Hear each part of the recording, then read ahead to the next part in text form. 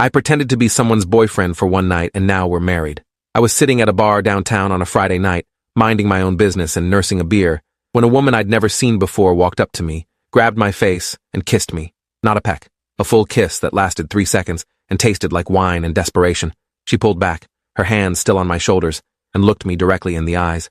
"I'm so sorry," she whispered, "but I need you to play along, please." Before I could ask what the hell was happening, she turned around and smiled at a couple who'd just walked up behind her. "Mom, Dad, this is my boyfriend, the one I've been telling you about."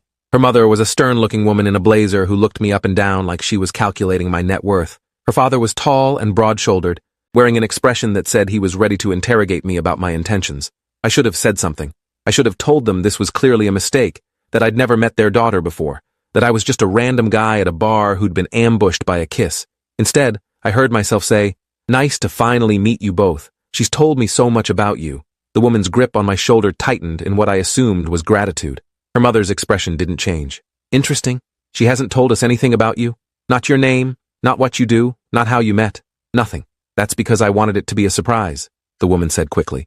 "I knew you'd be in town this week and I wanted you to meet him in person rather than just hearing about him over the phone." Her father crossed his arms. "And your name is?" I looked at the woman. She looked back at me with eyes that were equal parts pleading and panicked.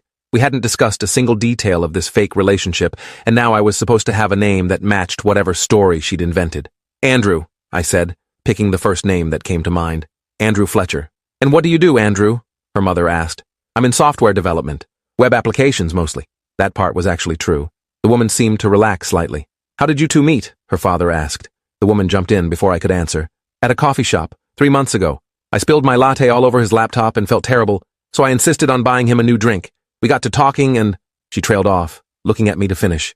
"And I asked for her number before she could leave," I continued. "Best coffee shop accident of my life." Her mother's expression softened slightly, which I took as a good sign. Her father still looked skeptical. 3 months, he said. "That's not very long." "Long enough to know she's special," I said, and the woman squeezed my shoulder again.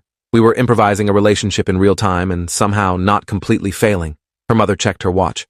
"We have dinner reservations in 20 minutes. I assume you'll be joining us, Andrew?"